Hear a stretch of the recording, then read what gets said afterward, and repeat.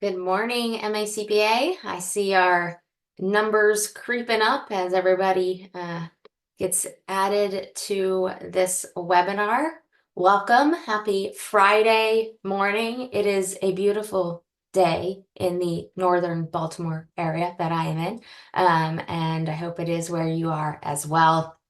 Excited to have you all joining us today to talk about some important things, of course, always going on in our profession. I'll watch that number kind of steady before I get started. But below the video, you'll see that Conferences.io link that we love to hear from you all, who you are, what area of the profession you're in, your good news, and we'll start to go through those Conferences.io questions in just a second. If you hadn't clicked on the link yet and joined the polling, here is that. You can either open a web browser and go to macpa.cnf.io and click the September 2024 Town Hall, or you can use your phone, use that QR code to go right to this session. Our first poll that we always like to start, especially on a morning, Friday morning, share some good news. This is one of our favorite habits at MACPA to share some bests. We do it in every meeting, and it is a great practice to really just center our minds and be able to think creatively and critically about whatever we're about to tackle or learn. Somebody delivered well-received presentation. Congratulations, that's awesome. Hiked Rainbow Mountain in Peru. Wow. Congratulations. I love this because it also helps us get to know our members in a very different way than maybe we would talk about generally. Time with family, another deadline behind us. Yep, got through that September 15th deadline. Got married. Congratulations. Headed to a destination wedding after this webcast. Well, congratulations. I'm jealous of you. I hope wherever you are traveling, it is a beautiful day there as well. I visited New Hampshire for the first time. I bet this is the perfect time to visit New Hampshire. The fall leaves and things, just beautiful. So always one of my favorite things to start my morning with, hearing your good news.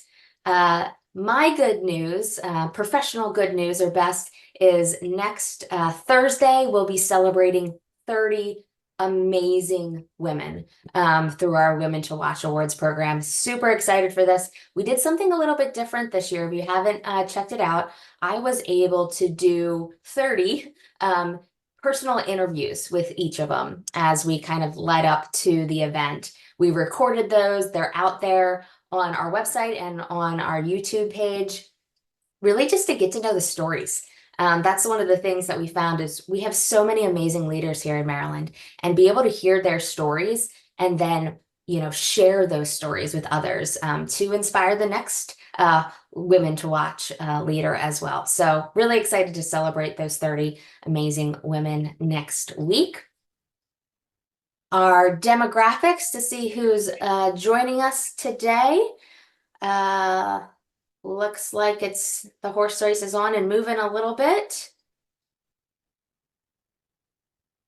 Looks like we're fairly evenly split. Well, we're actually probably more on what we would consider our membership. I was just looking at this the other day because somebody asked me in a meeting, and I'm not sure who it was, but is MACPA just for public accounting folks, or is it really just all folks in large firms or small firms?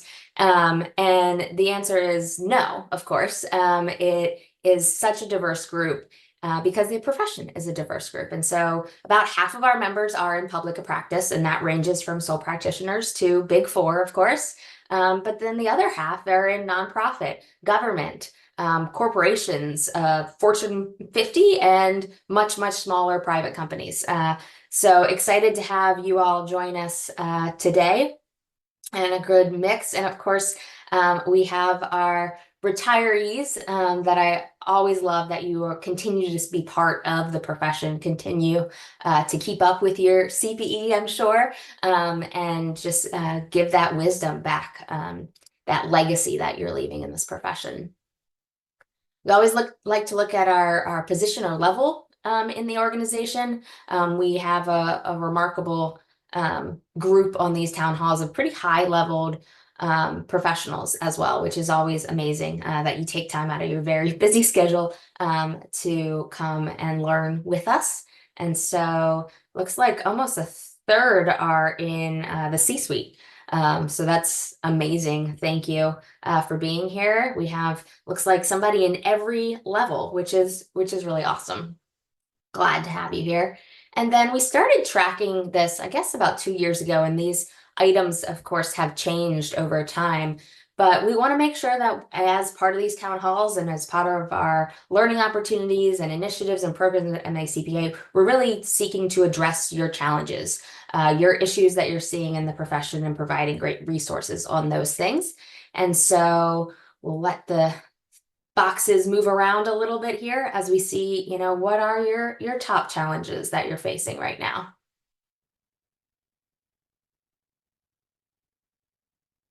It's interesting how this has shifted over the last couple months.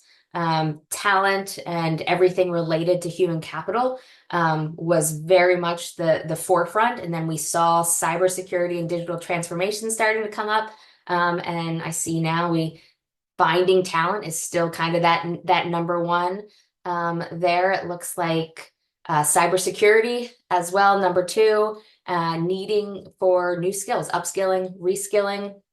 Certainly, it's something we're looking at, digital transformation, maintaining culture, hybrid workforce, Gen AI, and retaining talent. So the great news is those things are not shocking to me, and we have resources and things we're doing in all of those areas, and we will continue to ask this question to make sure that we continue to have things that really can help in those areas.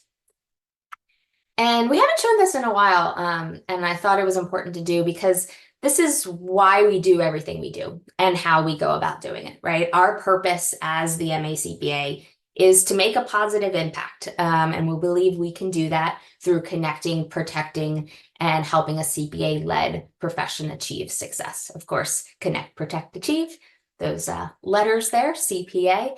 And we do that through collaboration and community, L greater than C squared, which was something our previous leader had left a legacy of keeping our learning greater than the rate of change and greater than our competition. Anticipation and innovation, trust, and inclusivity. We do that through 4 major avenues. Community, number one, that's what we were founded on in 1901, is creating and bringing together people. Resources, things that help you with some of those issues or challenges that you're facing. Professional development, of course, it's a hallmark of our profession. And then advocacy. If I had to point to one of these things besides community that we are most founded for and need, is advocacy. And I know we're gearing up for an interesting General Assembly coming in January, but all of these things guide everything that we do for you all, our community. And we don't do it alone. We have an amazing MACPA team. Oh, we have an amazing board of directors, diverse in every way, grateful for their leadership, our chair, Tom White, and just their wisdom and guidance for our team. And we also have this amazing community of preferred providers, people that come alongside us, people that are experts in different areas, and really provide us with resources, thought leadership, guidance in some of those top challenge issues that you saw. And I'm delighted today that we have our friends at ADP here to talk with us about some of the trends, the human capital trends that are really reshaping the world of work. We have Heather Sperduto here, Vice President, Sales of Operations. She's been with ADP for 26 years and supports the design and execution of ADP's accountant program. world or nationwide. And then somebody that's probably familiar to you as well, Lara Jansen, great friend of MACPA at a lot of our events, VP of sales for the capital area market. Lara has a master's in HR development from Villanova and has been with ADP for over 18 years, servicing both accounting firms and their clients. So delighted to have them here. I'm going to stop sharing and invite them to join us and talk about the trends reshaping the world of work. All right. Well, thank you so much. What a pleasure to be here. I was just saying, I feel as if we had this conversation about joining a town hall months and months ago. And then yesterday it snuck up on me. I was coming back from a leadership conference in Orlando and I said, it is go time with MACPA. So here we are. It's a pleasure to really kind of roll up our sleeves and just spend some quality time with Laura and I as we talk to you and share with you some perspective about what is going on. What are those trends that are reshaping the world of work? And as we do that, we thought that we would bring in front and center our complimentary experience with Accountant Connect that has over 60,000 accountants that actively use the technology. We thought it might be kind of cool to give you a little bit of a tour as we go through that. So I'm going to make sure that you guys have an understanding of who we are. Yes, I've had the pleasure of designing ADP's accountant strategy for more than 20 years over at ADP. I do want to set the stage that I am not a CPA, but my dad is. So I'm hoping that gives me an ounce of credibility as we go through today's session. But all kidding aside, he's been an educator in the accounting world for over 50 years. He's 77. He's still teaching at the collegiate level. And he goes, the day I don't get 5 stars as a rating is the day I'm out. But he is a huge advocate.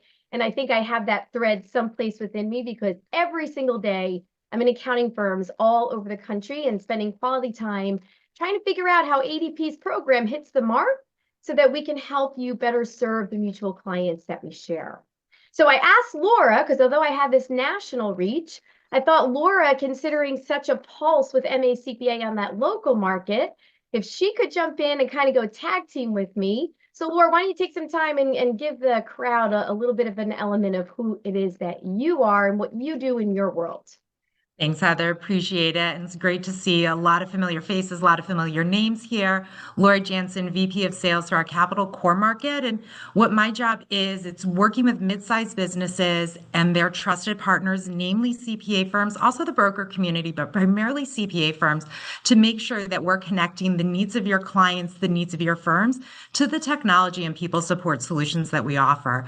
So really interesting. I get to sit down with somewhere between 7 and 10 different C-suites every single week and hear about how their organization is responding to different challenges within the industry, within the marketplace, the way they're using things like technology, AI, outside consulting to fuel business results and ensure that ADP is both connecting partners to those organizations along with the solutions that we bring to the table. So it was about 16 years ago, 2 years into my career, that Heather really got me passionate about the CPA community and really happy to be here presenting with everybody today. Thanks so much. All right, here we go. So we have blipped off. Thought we'd just take a minute and share this evolution because we're pretty proud that have embarked on our 75th year at ADP. But very relevant to this office, I don't know if you realize this, but we were started by a CPA, Mr. Henry Taub, in his garage.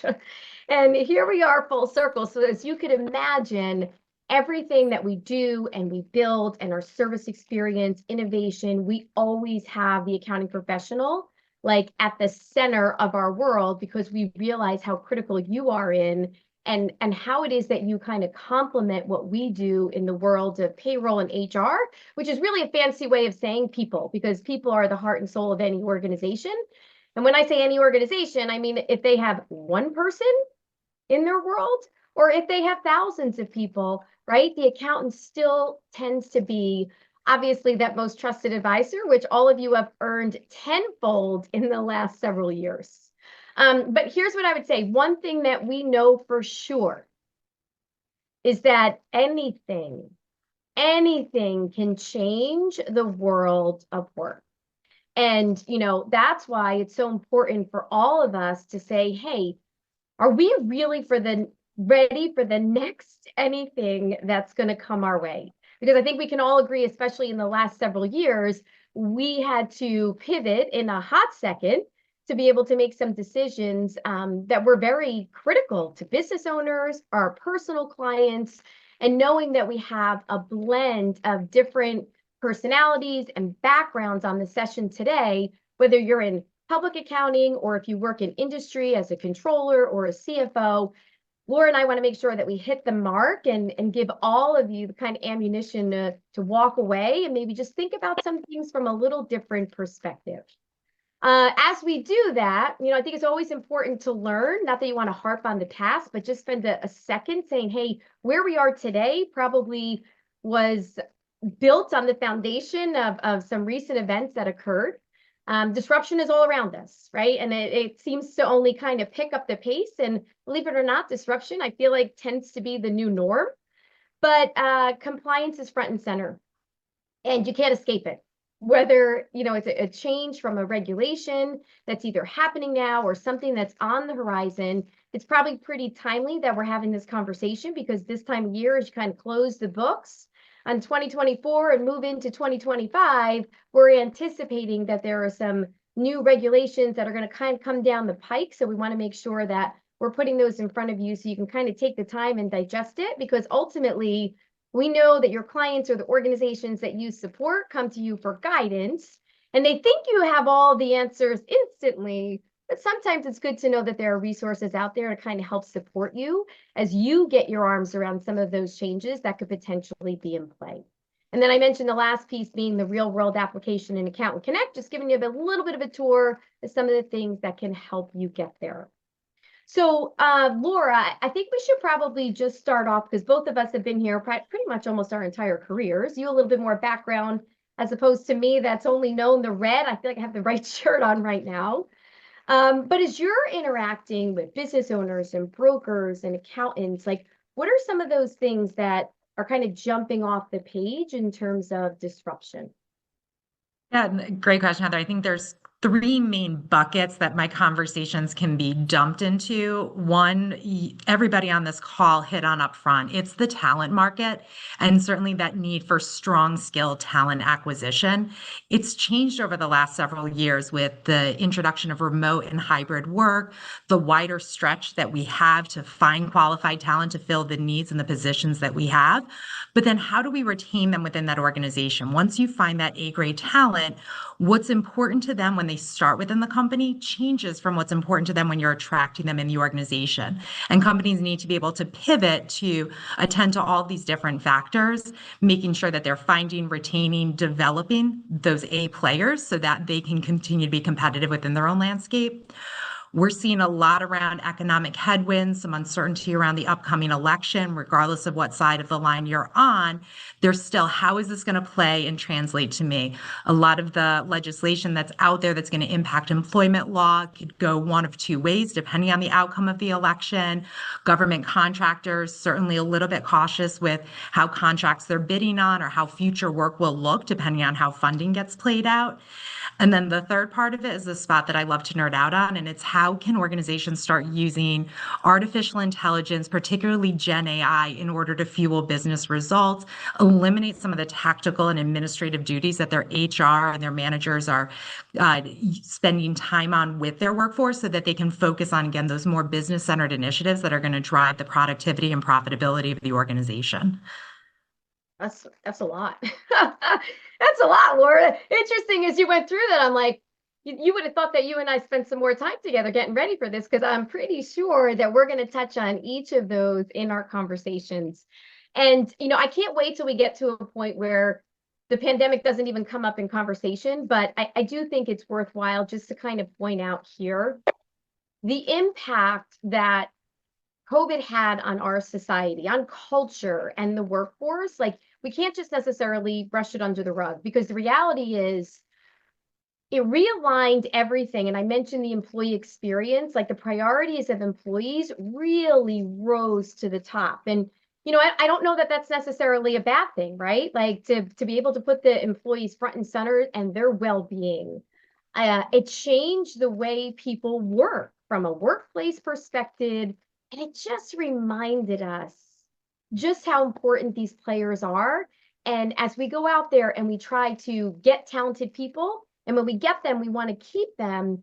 Hopefully, we've learned along the way that maybe we work different, but we could be more productive. But inevitably, it left this indelible mark on society and generations of employees. And I could give the example. I have several friends that work in education. In the last couple of years, when I would talk to them, especially this time of year, they would be overwhelmed and, I can't get the kids to pay attention or sit still. And now I feel as if there's such a different vibe out there because some of that, like, go to school from home, like that's past us, and we've gotten back into the normalcy of even school as an example. And I see that twinkle in the eyes of my friends that work in education, like it's back, right? And they're in a really good place. So you have some of that occurred with the pandemic. We've had 3 years of inflation pressure, and we've all felt it. It's changed the way people buy, their mindset. It drove up interest rates, although some good news I think is on the horizon there, which is I think a breath of fresh air. But it's become part of like that global ethos. And while yes, in certain aspects it slowed the economy, it also moved into areas where we see in the labor arena that we had some strength out there. And if you looked at what happened to wages across the country, right, there was a lot of employers that while inflation was pressure, they started to raise and pull the handle on wages. It was almost like you didn't have a choice. But when you went in and do the research, and as you can imagine at ADP, like data is our middle name. So we have Neela Richardson, who heads up ADP's our research institute.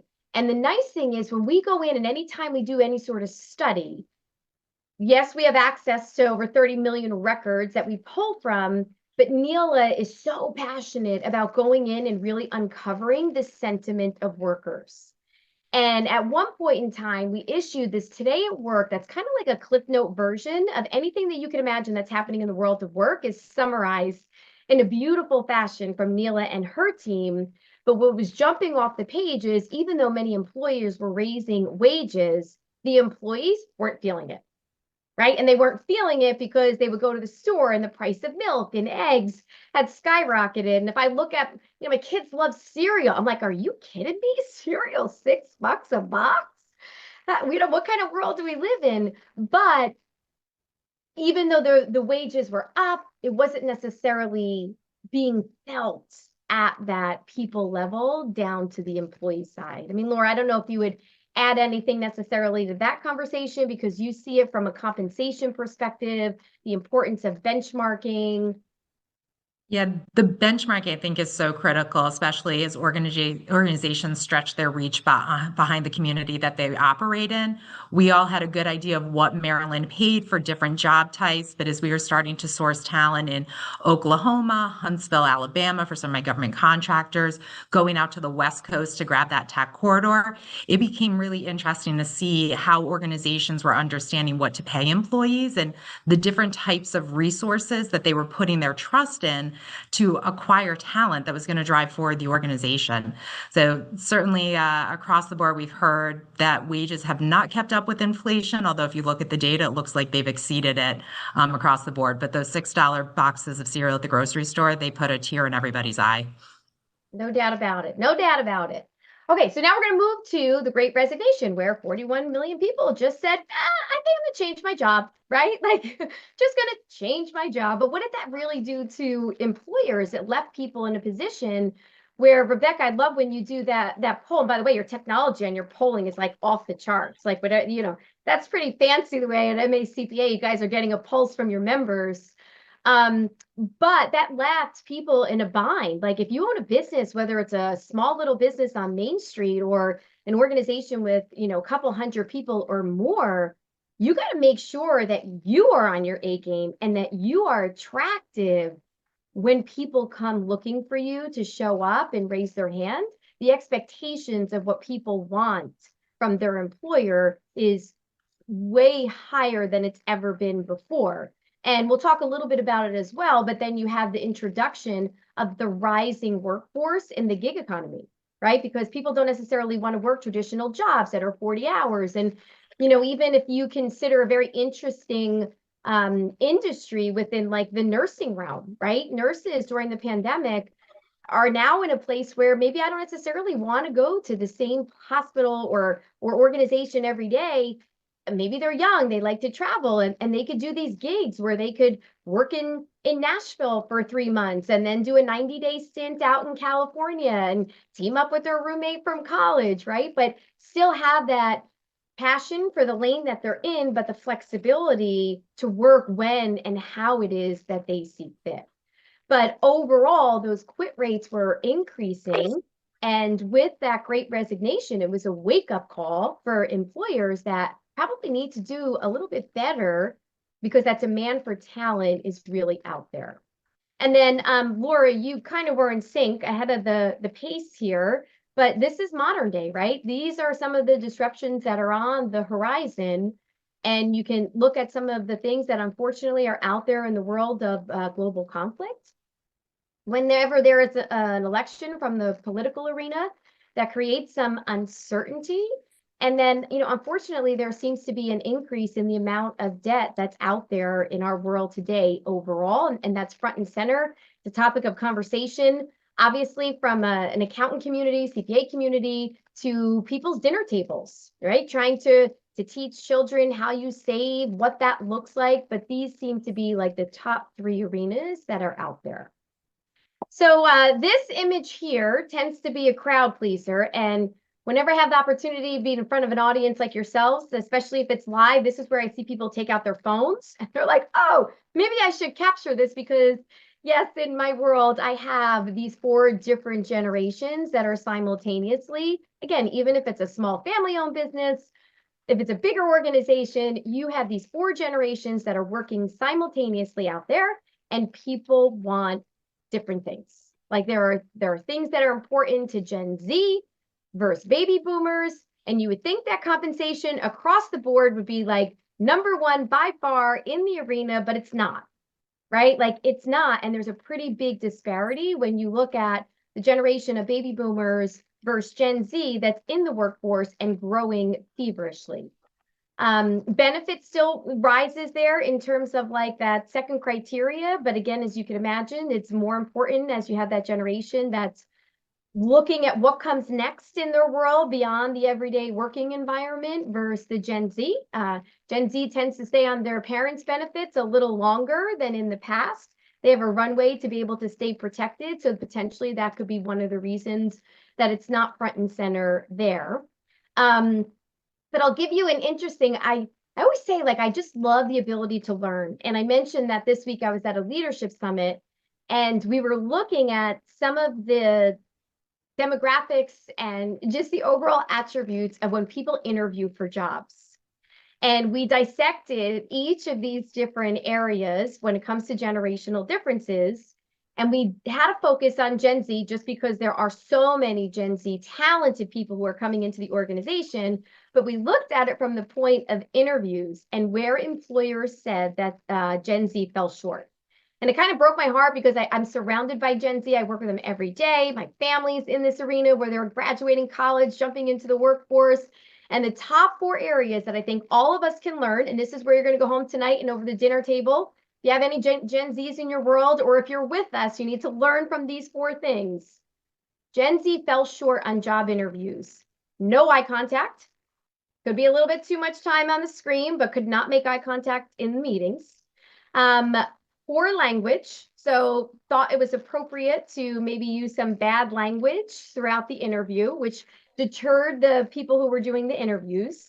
The third one was attire, a little bit too relaxed for those meetings in the way that they presented themselves. And the fourth one is, if you are Gen Z, or if you are a parent of Gen Z, you should not be going to the interview with your child. So that one, I said, you have to be kidding me. And the way that they presented the data was in the game of Family Feud. So we had people going up there and trying to guess what these were. But those were the 4 pitfalls that are happening modern day in interviews with the newest generation that's coming into the workforce. Okay, so there's 2 more pieces of data here that I wanted to put in front of you. And this came out recently with a pulse study that we had done at ADP. And it was pretty timely because a couple of weeks ago, I had the pleasure of being at the studio at Accounting Today in New York City with Dan Hood, where we were announcing the top 100 best firms to work for. And very similar to what you all shared in terms of your challenges, the number one thing that we're hearing, right, in terms of employers was that attracting. So what do I do to need to attract people? What do I need to do to retain them? But ultimately, the question that we started with was, are you offering it today? So is this something, and we broke it out, small business versus mid-size. Is this something you're offering today? And then do you feel like you need to in order to attract or retain? And then we married that up, having the same sort of research as we were asking at the employee level as well. You guys with me so far? Said yes? Okay. So clearly, flexible work hours schedule is still a very big both attractor and retainer. However, what we're learning, people want the option, but if they truly enjoy their work, they actually don't take advantage of it, right? So when they go in an interview, they want to know that they have the flexibility to have 3 days in the office, 2 days remote, or if I need to go to my son's soccer game, can I finish my work in the evening, right? But in actuality, the better the culture, the better the environment, the more people enjoy their work, they want this. But believe it or not, they'll come to the office if they really feel as if their work is meaningful and they enjoy the experience, okay? So the flexible hours, the remote work, that's obviously still up there on the top. For the accountants, I thought it was wild. I rubbed my eyes and I said, is this really a thing? Work site food, people want it. So in tax season, you all work long hours. I'm not telling you anything that you don't know. I couldn't believe it was even on the radar as I was reading this study. But worksite food is one that people actually feel as if that should be part of their culture at their workplace. So if you're a good cook, knock yourself out. You might want to start bringing chili, macaroni, whatever it is in your world to the office. But that was out there as well. But I think the one that inspired me was the learning and development. And Rebecca, that was on your poll that you guys had did as well. Just the overall sense that people want to learn, they want to be upskilled. That was a big one. And then, many states are changing from a compliance perspective, adding some ability for paid family leave. I'm inspired because when I had my kids, my husband, I think, was there when I had them, and then he went back to work the next day. And now in my office, there are both parents that get these tremendous family leaves to be able to go out there and welcome the newest addition to their family. Or on the flip side, maybe they're caring for someone in their world who potentially could be sick or elder. But that's definitely one that also is rising to the occasion. So this is the small business side.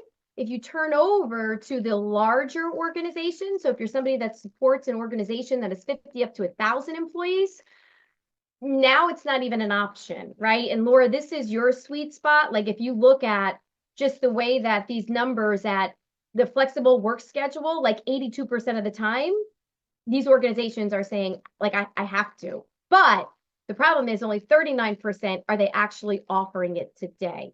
So do you have any guidance there, Laura? Because you're going in, you're consulting, you're onboarding clients of this magnitude. The clients that do it successfully have a cohesive leadership team that understands how it benefits their employees, but then they also have strategies that keep everyone accountable to the work that's being done so that there's confidence in allowing those employees to have that quote unquote flexibility to go do the work on their own. As small as it is, Heather, when you put it up, the work site free food, so critical for organizations, especially if you're asking them to come to the office. That little extra lunch will be there. It gets them into meetings, it gets them into the office. I know I keep my office full of snacks for my team, and it's something that they expect, they come looking for. And those little things make them feel like they're valued. You're taking that extra attention to the wellness, that break, that little sugar boost that they need midday, especially as the offices have become less attractive to be in with fewer people. There isn't the candy dish at the front desk anymore that they may scoop out of. So you want to be able to provide that on the back end. But it's really showing the employees that you care holistically about their well-being, about their balance with their work, about having some sort of integration where they have that flexibility to have a doctor's appointment one morning, still do their work without feeling like they have to ask for permission or be micromanaged against that schedule when they're delivering business results. But across the board, the accountability and the inspection is where a lot of organizations are still wrapping their heads around being able to effectively manage that remote or hybrid work offering. Lauren, Oh, go ahead. I'm I sorry. just we have a question that came in that I thought maybe would be a good part in here, because you talked about the expectation of remote work, even 100%, that ability, but maybe it's, if they love their job, it's not always taken advantage of completely. And I see two things about that. Another one just popped up. This week, I think it was Amazon kind of had their announcement of, in office 5 days a week. So would love your thoughts on that. And then another person said they're seeing some resistance in that balance. So people want that, and so they offer that. But then when the people want to come into the office, they have, shared office spaces and that kind of hoteling aspect, because they're certainly balancing there, and they find people are very resistant to that. They want to be able to work 100% remotely, but when they want to come in, they want to have a dedicated office. So how do you balance that, and are you seeing that that as well? Rebecca, I'm glad you brought that up, and I'll give you an example that literally just happened with your friends over at the New Jersey CPA Society. They had an event that was on a boat. So here I am, I'm taking one for the team. I'm like, oh, on the boat. I live at the Jersey Shore. I'll go with them. And I walked on the boat, and I was so pleasantly surprised that it was filled with the new gen accounting professionals. So kudos to NJCPA. They did a great, and it wasn't a young professionals event, but they were all the ones on the boat. And I was asking them specifically because I was going into that event with Accounting Today with the best firms. So I wanted to hear from them. And I was saying, hey, what does your work culture look like? What does your workspace look like? And what was so important, and every single accountant that I spoke to said the same thing. In their offices, what they appreciated was they had the ability to collaborate when needed, right? So they were like, hey, when I do accounting, there are certain times I need to be by myself. I need to focus. I'm looking at the financials. So I need a place to be able to do that. And they were saying sometimes I do my best work at home when I have those projects that are requiring my undivided attention. But if I'm going to come into the office, and I go back to that word meaningful, that's where I want to collaborate. That's where I want to learn. That's where I want my CPE or my updates, or that's when I want to strategize on a client and what we're going to do in the consulting realm. But then when I asked the same question to the managers and the partners that were on the boat, they said, listen, if our people are going to show up, then we as leaders need to show up, right? So you can't have it that, hey, I'm golfing in the morning and then I'm going to work from home, but yet I have my new gen CPAs who are in the office. So you need to lead by example. And to me, and I'll just say from my own personal experience, I think it's a blend, right? Like my office is an hour and a half away in traffic. Like I'm not going to sit on WebEx and have national meetings all day long with my doors closed when I can't have a conversation with the people in my office. Like if I'm going to go, give me a whiteboard, give me a workshop, allow me to do that blend of work. So that would kind of just be a relevant example. I think coming from the mouths of the people that are the youngest generation that I had the opportunity to interact with, and then some of the existing really talented managers and partners. Is that helpful? Absolutely. Yeah, I know at MACPA, so we are in transitioning our office space and downsized significantly. But just I guess maybe 2 weeks ago now, we had the whole team in together in our new office. And there's an energy and there's a collaboration there that just doesn't happen in the same way online. But of course, there's a lot of work that actually is really done well online. So it is definitely that balance, and I think it's unique for each culture. I'm really curious to see what happens at Amazon with this Yeah. kind of forced remote or forced back in the office, but it's a continual evolving thing. Absolutely. All right, so this conversation is going to perfectly segue into, I feel like I need a drum roll. But an organization like ADP, sometimes you call into a service arena and you get that message. Your call may be monitored for quality assurance and control. So we really do that, right? And although in our world, yes, we handle payroll, right? We also field questions from an HR perspective. So especially on the small business side, I have 5 employees, 10 employees, like I usually don't even know where to start. So here are the 4 things that are rising to the equation in terms of what is top of mind and the calls that we're taking. So number 1, I can't figure out, this person wants to be a gig worker. Do I really want them here full time? There is a lot of noise in the system about misclassification of employees on the W-2 side versus the 1099 side. So this one is just continuing to come our way, and they're looking for clarity because obviously the risk associated with having somebody coded, I guess, as the wrong criteria is pretty risky for business owners. The second one is overtime. And this was brought to the forefront. There's been a lot of audits within DOL based on in the pandemic, right? You had certain industries that were working feverishly. It was like the tale of two cities. Some businesses were closed, unfortunately. Could you imagine? But then there were other industries that were working around the clock. And it really put this one front and center, that are people exempt, non-exempt, or they should be receiving overtime. And with the new regulation that just recently came our way, this one is causing a lot of just, help me understand, is it 1.5 times? How many hours? What's the threshold? The third one, if you were going to guess, I probably should put one of your polls up there, Rebecca, but it's all about remote workforce. So, in the last several years, we've come to the revelation that we can hire talented people, not just all over the country, but really all over the world. And that's exciting.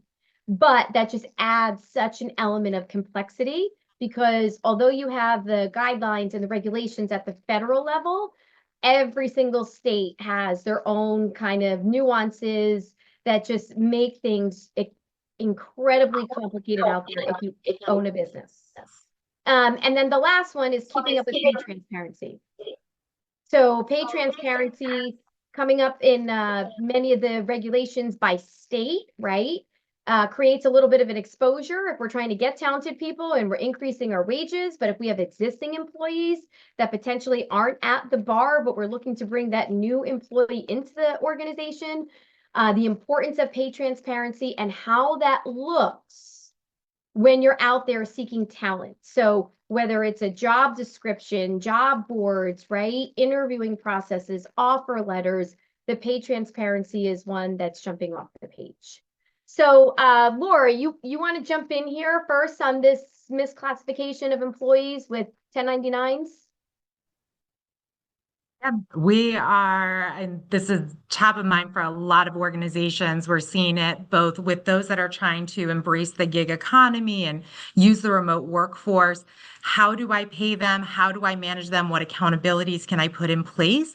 And then there's a number of industries that have seen a shift recently in how they've treated their workforce. So home healthcare always jumps to mind as somebody that traditionally had a lot of independent contractor utilization and now has gone to that W-2. And when you move someone to W-2, we have the increased costs, there's increased burden for the employer. So really making sure that organizations are being proactive in how they classify their employees. So from a financial forecasting and planning standpoint, and then particularly from a risk compliance standpoint. Home health industry, I'm sure most of you are aware, but Department of Labor is starting to audit those companies because they put that rule into place a few years ago about needing to W-2 those employees, but they were letting organizations take that time to catch up, and now they're going back and auditing the 3 years to capture extra penalties, extra income for the state. So a lot of conversations. We don't give guidance about how to classify it, but we'll give them the IRS 20 questions. We'll tell them how they can get the ruling on how they should be treating a particular worker. And then, of course, we've got solutions that'll help them manage both classes of workers so that they've got the reporting, the structure, and the visibility that they need. even on the tactical side, I don't know about all of you, but last year, it snuck up on everyone, ADP included, right? The IRS changed the way that the filing standards were going to be in terms of the number of 1099s that businesses issued at the end of the year, and if they had to be filed electronically, right? You would think they would call ADP on the phone and say, hey, CEO Maria, we're going to change this. And now if a business has 10 people, they have to file electronically. But, come December and January, we were trying to figure this out alongside our clients to make sure that they were in a good place and they were buttoned up and that they were doing it accurately. With the overtime regulation, and I will say we're going to jump into Accountant Connect in just a hot second. I would say, hey, how many of us read Cliff Notes in high school or college? I was probably the overachiever. I would read the book, but I would still read the Cliff Notes because I felt like maybe there was something that could reinforce the learning. We have these amazing, you just Google ADP HR tip of the week. Anything that's hot off the presses from a workforce change, we have either a Spark article or an HR tip of the week that will give you a magnificent summary that will help you get your arms around this. And many accountants, what they'll do is how you communicate with your clients, whether you have an aspect of social media, like a LinkedIn, your website, a newsletter. Very often they'll take some of those HR tip of the weeks and incorporate them because it gives their clients like a really nice view of what's happening. On the remote workforce, what I would say on this one is in terms of out of the gate, how do I make sure that I'm informed as the accountant when some of these additions happen? And I'll show you a tool that we have within Accountant Connect that's complimentary that could actually give you some indicators, especially if you share clients with us when they're hiring employees in these different jurisdictions. But complying with those employment laws by state, like, good luck. That's all I can say. Like, good luck, because it's a wild, wild ride. And then you also have the pay transparency. What are those sources for the data when you're looking at hiring top talent? That's probably the biggest. So where we're showing up in those job posts to make sure that we're meeting the requirements, and what are those benchmarks? Because very often businesses don't even realize if they're at the right standard and hopefully a little bit above to be able to go out there and get that. Heather, I'm just going to interrupt real quick because that is a law in Maryland. There's a pay transparency law is going to effect on October 1st. So very, very relevant for our community. And I did want to let them know there was a post in our Connect channel, and then I'll link it in the chat for everyone too. September 25th, so just next week, the Department of Labor is doing a session that our members might find really helpful in this, since it is so timely, going into effect on October 1st. So just wanted to note that, and I'll put that in the chat for folks as well. That's awesome. Well, I mean, that's good. I don't have to, but it's good that you have the resources and that's happening. So here we are at the culmination of all of this as we give you just a couple tools that you could put into your repertoire. Because at the end of the day, 78% of accountants are saying they need to move beyond traditional services to survive, right? And with that being said, if you look at what your clients want, they think so highly of you. And they think that you are well positioned to be able to offer additional guidance beyond just traditional accounting. And believe it or not, they're looking for help with these type of conversations around talent insights and people. So here's the tool. We have 81,000 accountants are registered for this Accountant Connect experience. It's free. So let me just start there. I don't want you to think Laura and I are like, oh, go out there and buy this project. That is not the concept of this at all. It started as a way for us to securely allow you to interact with your clients that we share. So you could go in, you could pull their payroll data, their reports, you could look at trends and insights, you could interface with the general ledger, you could run payroll. So that's where we started. We have an amazing accountant advisory board. Dawn Brolin up there on the top. She's one of our members. She's saying it's the hub of her business. There's nothing else like it in the market. She uses it day in and day out, and it complements her accounting software. But what Laura and I want to do is just showcase a few things as you go into year-end planning, year-end conversations, and tax planning. And if you're in industry, how you can use a couple of these tools to be able to make sure that the very talented people in your organization are in a good spot when it comes to the world of work. So for Bill Sheridan, who I have the pleasure over there at MACPA, kind of ahead of the curve. I saw him speak up in Boston on the topic of AI. I would just let you know at ADP, it's a natural progression and it's just integrated in the way that we do work. So we're out there paying 1.1 million clients, 900,000 of them are in small businesses. That's 42 million people, making it that we pay 1 in 6 workers out there. So everything that we do with our data set is we are anticipating the needs of workers, we're predicting trends, and we're offering like that personal experience. But when you come into Account Connect, ADP/Account Connect, right? You have this dashboard where you can invite the clients that we share into the experience. They give the authorization and you're like, okay, let me run their reports. By the way, accountants have done that 18 million times. Like I mentioned, interface with the general ledger. And then if you need to run payroll on their behalf, as long as they say it's okay, you have the ability to do so. But on the left-hand side, on the toolbar, to complement today's session, I just want to show you a couple things in the analysis tool and the advisory opportunities. So if we share clients, we're trying to take the data that would be meaningful to you to have an advisory conversation with the client and put it front and center. So as an example, with a remote workforce, if they're hiring people in different states, we're calling that to your attention. If they're adding employees, if they're terminating employees, we're sharing that with you. The reason being is we want to make sure that you have analytics that can show you things pertaining to the workforce crossing your clients. So if you have clients that are in different industries and you want to look at things like turnover, the onboarding, the headcount, you have all of that there front and center for you with the clients that we share. But if you think about it, when people come into an organization, or on the flip side, if they leave, one of the drivers might be around compensation. And you saw the research that we did, compensation is kind of like a given.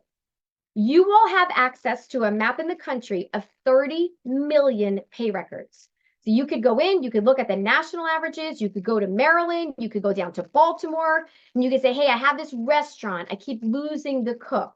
You could go in and you could see what those benchmarks look like for that particular niche and that particular position. You could take it a step further and you could also look at the benefits. So benefits was that number 2, if you recall, spanning all generations in the workforce. So this could be like a construction company driving down the road and I see a roofer. What are the demographics of a roofer? Are they younger or older? My 77-year-old father is probably not the person working on the roof. Are they men or women? But usually 80% of the time, and it's not like we're making this up, you see the percentage of females in a construction company is only 21%. So as I go through the data, you're ultimately looking at the footprint that says, hey, if I have young gentlemen in this organization, they potentially do not have a significant other, they may not have a family. As I look to offer best-in-class benefits, 54% of the time, it's just at that employee level.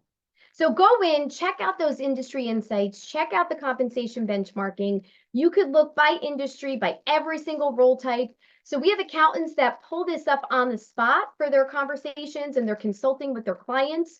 You're more than welcome to share this type of information with your clients in the respective industries that are out there. But we're trying to make you in a place where you could take action and put your clients in a place to win. So the last couple of things here is from the compliance arena. What we'll do is we'll also say, hey, there are certain things that are happening. You hired someone in California. California has a mandate for retirement services. What do you want to do? They don't have a retirement plan today. With us, we don't see a retirement deduction. Do you want to give them a buzz? Do you work with a financial advisor? Do you want to send it our way and we'll go out there and have an exploratory conversation? So it could be R&D tax credits. It could be workers' comp. It could be things around pay transparency. All of these are in that advisory opportunity. So if you're using the tool today, maybe you're not necessarily using it to the highest ability, go in and explore. Go in and explore, because something for everyone in the next 30 days, we'll start to take orders for the complimentary CCH Master Tax Guide that we share with accountants. Not just the book. In Account Connect, there's actually $10,000 of research material that we give you for free. So the users of Accountant Connect can go in and they can search the guide online. They get the state law library for all 50 states. They have IntelliForms. But if you just simply go out there and explore and always be learning, I think you'll be pleasantly surprised with the caliber of the research material and the resources that can really help you digest the information of what's going on in the world of work, and then naturally position that with your clients, who at the end of the day, they're probably great landscapers, a very talented surgeon, they're an IT professional, but man, this world of work has a lot of complexity to it. And we're here to support you. You're there front and center to be able to guide them. Last thing I would mention, and Laura, I'll turn it over to you to kind of close out, is we think the very talented individuals over there at MACPA. And, we're thrilled every time we interact with you and your members, because you guys really run a first-class organization, and that what you do to give back to your members is simply admirable.